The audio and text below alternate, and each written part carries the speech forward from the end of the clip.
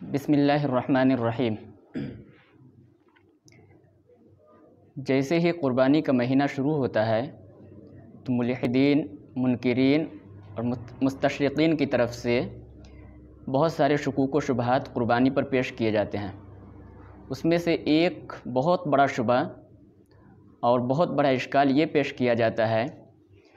کہ قربانی کے 3 دنوں میں جو پوری دنیا میں جانور ذبح کیے جاتے ہیں، لاکھوں کروڑوں جانور ذبح ہوتے ہیں، اور اس لاکھوں کروڑوں جانور کے اوپر اربوں خربوں پیسہ کا نقصان ہوتا ہے۔ تو مسلمان یہ کیوں نہیں کرتے کہ وہ اربوں خربوں پیسہ جو 3 دن میں وہ ضائع کرتے ہیں، وہ اربوں خربوں پیسہ کو جمع کر لے، اور جمع کرنے کے بعد اس سے رفاہی کام لیا جائے، یعنی قربانی کو چھوڑ کر کے مسلمانوں کے دوسرے کاموں میں اس پیسے سے مدد لی جائے۔ جیسے مسلمانوں کے لیے یتیم خانہ بنا دیا جائے، مسافر خانہ بنا دیا جائے، مدارس کھول دیے جائیں، مساجد کھول دیے جائیں، اس کے علاوہ غریب بچوں کی شادی کر دی جائے، ہسپتال کھول دیا جائے۔ تو اربوں خربوں پیسہ جو 3 دن میں قربانی کے جانور پر ضائع ہوتا ہے، وہ ضائع ہونے سے بچ جائے گا اور مسلمانوں کا ایک بہت بڑا فائدہ ہوگا۔ تو ان کے شبے کا خلاصہ یہ ہے کہ یعنی قربانی نہ کی جائے، قربانی کے بجائے صدقہ کر دیا جائے تو مسلمانوں کا بہت بڑا فائدہ ہوگا۔ تو جیسے ہی قربانی کے دن آتے ہیں ویسے یہ اعتراض اشکال شروع ہو جاتا ہے۔ اور اس سال تو چونکہ لاک ڈاؤن چل رہا ہے کئی مہینوں سے، تو لاک ڈاؤن کی وجہ سے لوگوں کی حالت بری سے بری ہوتے جا رہی ہے۔ تو اس مرتبہ تو ملحدین، منکرین یہ شبہ پیش کرتے ہی ہیں۔ ہمارے جو بہت سارے دانشور مسلمان ہیں ان کی طرف سے باضابطے تحریک چل رہی ہے، اور باضابطے کمیٹی بنا کر کے یہ تشکیل پیش کی جا رہی ہے کہ مسلمانوں کو اس مرتبہ قربانی نہیں دینی چاہیے، قربانی کے بجائے پیسہ صدقہ کر دینی چاہیے، تاکہ جو بھوک مری عام ہے، معیشت کمزور ہو گئی ہے، لوگ کیا کہتے ہیں بد سے بدحال ہو گئے ہیں، ان کو فائدہ ہو جائے۔ تو لاک ڈاؤن کی وجہ سے غریب تو بری حالت میں ہی ہیں، اچھے لوگ اس مرتبہ بہت بری حالت میں ہیں، اور بہت سارے شہروں میں، بہت ساری بستیوں میں حکومت کی طرف سے سخت پابندی ہے قربانی پر۔ بہت سارے بازار جو جانوروں کے بازار تھے، مویشیوں کے بازار تھے، وہ بند ہو چکے ہیں، جانور مل نہیں رہے ہیں، آن لائن خریدا جا رہا ہے، اور بہت سارے گاؤں میں قربانی کرنے پر سخت پابندی لگی ہوئی ہے۔ اس لیے ہمارے بہت سارے مسلمان یہ بات اٹھا رہے ہیں اور زور و شور سے اٹھا رہے ہیں کہ اس مرتبہ قربانی نہ کر کے یہی پیسہ جمع کر کے غریب مسلمانوں کی مدد کر دی جائے تو بہت بڑا فائدہ ہوگا۔ اس شبے کا جواب یہ ہے کہ یہ بات وہ لوگ کہتے ہیں جو اسلام کے مالیاتی نظام سے واقف نہیں ہیں، جن کو اسلام کے مالیاتی نظام کا پتہ نہیں ہے یا صحیح طور پہ علم نہیں ہے، وہ لوگ اس طرح کی بات کرتے ہیں۔ دیکھیے، غریبوں کی مدد کے لیے اسلام کے اندر مالیاتی نظام موجود ہے۔ اگر کسی آدمی کے پاس کھیت ہے، وہ شخص کسان ہے، کاشتکار ہے، تو اللہ نے کھیت کے غلوں پر، فصلوں پر عشر رکھا ہے۔ اس کے ذریعے سے کھیت کی پیداوار کے ذریعے سے عشر جو رکھا گیا ہے، عشر کی شکل میں غریبوں کی مدد ہو جاتی ہے۔ اسی طرح سے اگر کسی آدمی کے پاس مال موجود ہے تو اللہ نے اس کے اوپر زکوٰۃ فرض کیا ہے۔ زکوٰۃ کے ذریعے سے مدارس کی، مساجد کی، مکاتب کی، اسی طرح سے غریب بچوں کی، نادار لوگوں کی مدد ہو جاتی ہے۔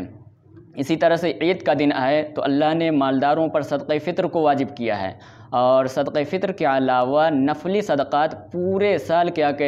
اسلام کے اندر جائز ہے کہ نفلی صدقات کے ذریعے سے آپ جتنا چاہیں غریبوں کی مدد کر سکتے ہیں۔ تو اسلام کے اندر مالیاتی نظام مکمل طور پہ موجود ہے۔ اگر لوگ اپنے مال کی صحیح طور پہ زکوٰۃ دینا شروع کر دیں، اللہ نے مسلمانوں کو جتنا مالدار بنایا ہے، اگر سارے مالدار مل کر کے اپنی زکوٰۃ مکمل اور صحیح طور پہ ہر سال ادا کر دیا کریں تو دنیا کے اندر کوئی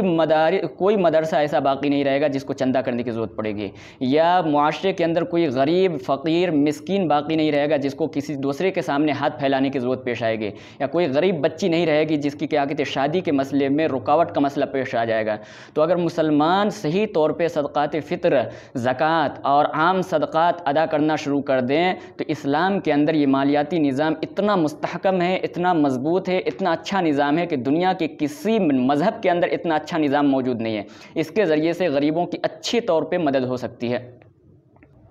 اس لیے قربانی کے بجائے صدقہ دے دینا یہ جائز نہیں ہے، کافی نہیں ہے۔ ملا علی قاری رحمۃ اللہ علیہ نے مرقات شرح مشکات کے اندر لکھا ہے کہ فقہا نے قربانی کو واجب قرار دیا ہے، اور بعض فقہا کے نزدیک قربانی کرنا سنت مؤکدہ ہے۔ تو جن کے نزدیک واجب ہے اور جن کے نزدیک سنت مؤکدہ ہے، دونوں میں سے ہر ایک کے نزدیک قربانی کے دنوں میں قربانی کرنا ہی، یعنی جانور کو ذبح کرنا ہی طے شدہ ہے، متعین ہے۔ قربانی کی جگہ اگر کوئی آدمی صدقہ کر دے، پیسہ کیا کہتے ہیں غریبوں میں تقسیم کر دے، تو یہ جائز اور کافی نہیں ہوگا۔ اس لیے اہل ثروت، وہ لوگ جو صاحب نصاب ہیں، جن کے اوپر قربانی واجب ہے، ان کے لیے قربانی کرنا ہی واجب اور ضروری ہے۔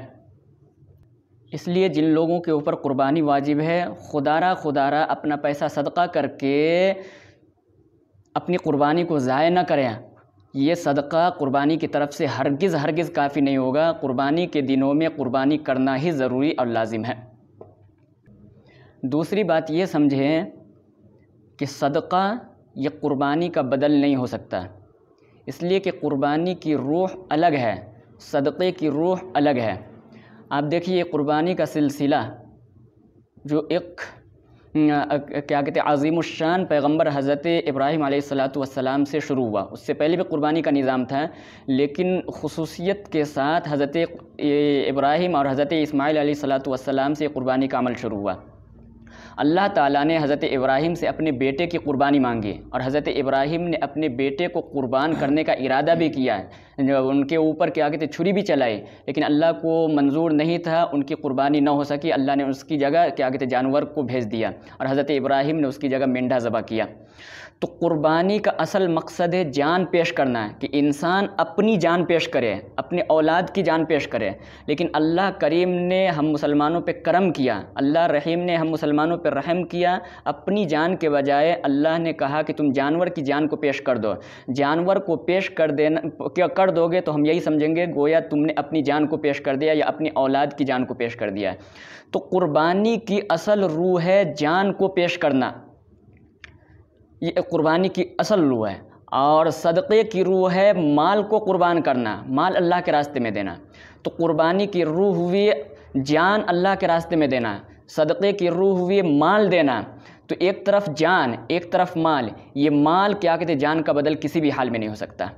تو جو لوگ یہ بات کہتے ہیں زور و شور سے کہ کیا کہتے ہیں قربانی نہ کیا جائے، اس کی جگہ صدقہ خیرات کر دیا جائے، ان کی بات بالکل غلط ہے۔ قربانی کی روح ہے جان کو اللہ کے حوالے کیا جائے، اور صدقے کی روح ہے کہ مال کو اللہ کے حوالے کیا جائے۔ یہ مال جان کا بدل کسی بھی حال میں نہیں ہو سکتا ہے۔ دیکھیے اسلام کے اندر بہت سارے نظام ہے کہ اس کا بدل موجود ہے۔ جیسے ایک آدمی کو جمعہ کی نماز نہ ملی ہو تو اس کی جگہ ظہر پڑھ سکتا ہے، یا ایک آدمی کیا کہتے ہیں مسافر ہے یا اس کی طبیعت خراب ہے، وہ جو جمعہ نہ پڑھ سکے تو اس کی جگہ ظہر پڑھے۔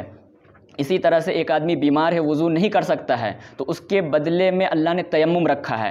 تو بہت سارا نظام ایسا ہے کہ جس کا کوئی نہ کوئی بدل موجود ہے، لیکن یہ قربانی کا نظام ایسا نظام ہے کہ اس کا کوئی بدل نہیں ہے۔ قربانی کا بدل یہ صدقہ اور خیرات ہرگز نہیں ہو سکتا۔ اللہ نے کیا کہتے ہیں صدقہ اور خیرات کو قربانی کا بدل نہیں بنایا۔ اس لیے قربانی کی جگہ اگر کوئی شخص صدقہ خیرات کرتا ہے تو ہرگز کافی نہیں ہوگا، قربانی دینا ہی ضروری ہوگا۔ تیسری بات سمجھیں کہ اگر قربانی کے دنوں میں قربانی سے بہتر کوئی عمل ہوتا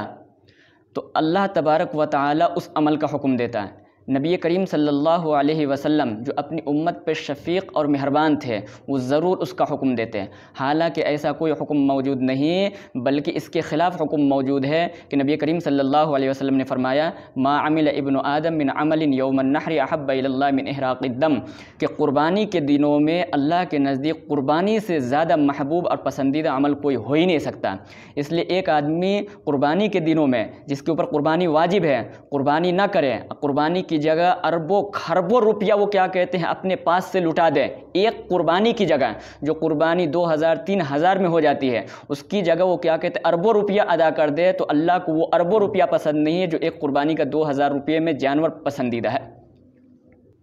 چوتھی بات یہ سمجھیں کہ اگر قربانی کی جگہ صدقہ خیرات کر دینا کافی ہوتا، جیسا کہ آج کل لوگ کہہ رہے ہیں کہ صدقہ اور خیرات کر دیا جائے، قربانی نہ کیا جائے،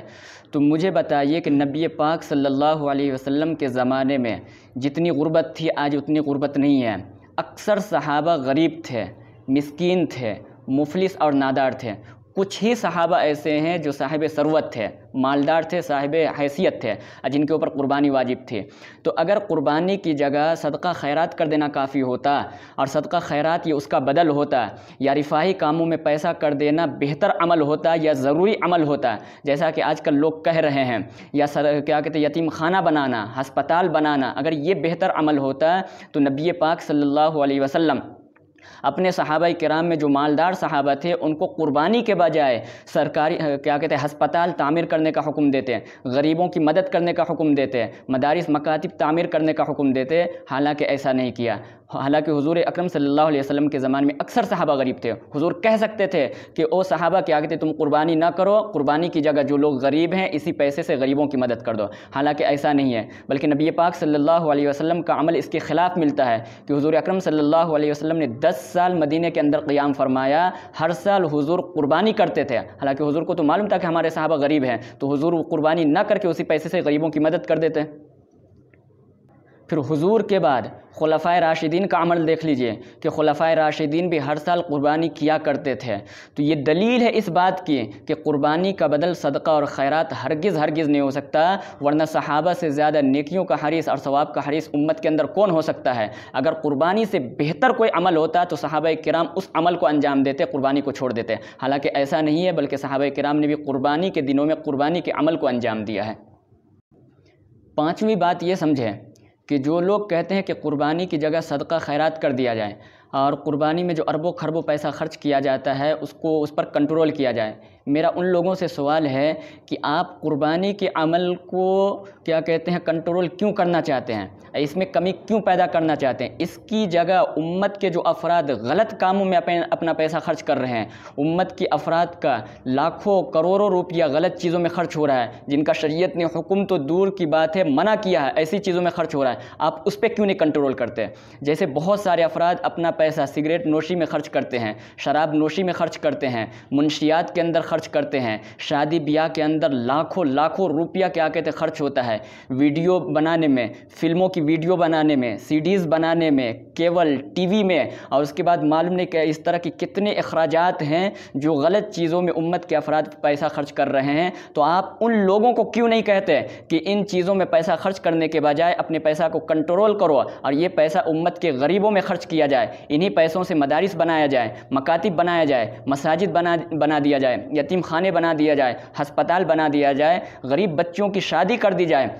تو اس سے امت کا بہت بڑا فائدہ ہوگا۔ تو جو کام آپ کو کرنا چاہیے اس پہ تو آپ کنٹرول کرنے کی بات نہیں کہتے ہیں، اور اس کی وجہ سے ایک عظیم الشان عمل جو اسلام کا شعار ہے بہت بڑا، قربانی جیسی عظیم الشان عمل کو آپ کیا کہتے ہیں گھٹانے کی کوشش کر رہے ہیں۔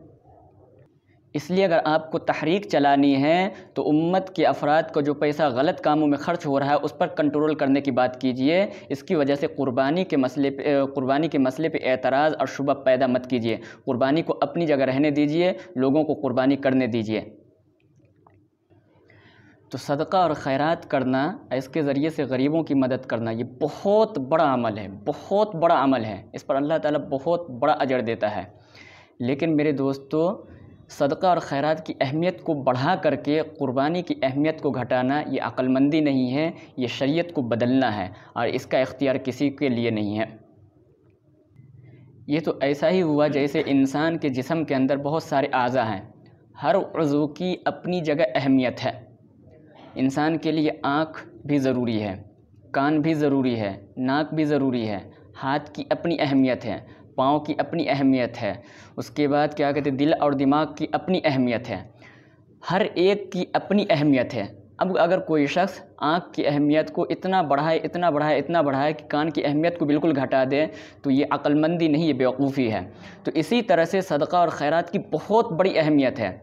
اور ابھی لاک ڈاؤن کے زمانے میں غریبوں کی مدد کرنا یہ بہت بڑے ثواب کا کام ہے، لیکن اس کو اتنا بڑھانا کہ اس کی وجہ سے قربانی کو گھٹا دینا یہ عقل مندی نہیں، بیوقوفی ہے، اور شریعت کو تبدیل کرنے کا جیسا ہے۔ اس لیے کیا کہتے ہیں، اس کا اختیار کسی کو نہیں ہے۔ جن لوگوں کے اوپر قربانی واجب ہے وہ لوگ ضرور قربانی دیں، وہ لوگ قربانی چھوڑ کر کے صدقہ خیرات ہرگز نہ کریں، کیونکہ یہ اللہ تعالیٰ کو پسندیدہ عمل نہیں ہے۔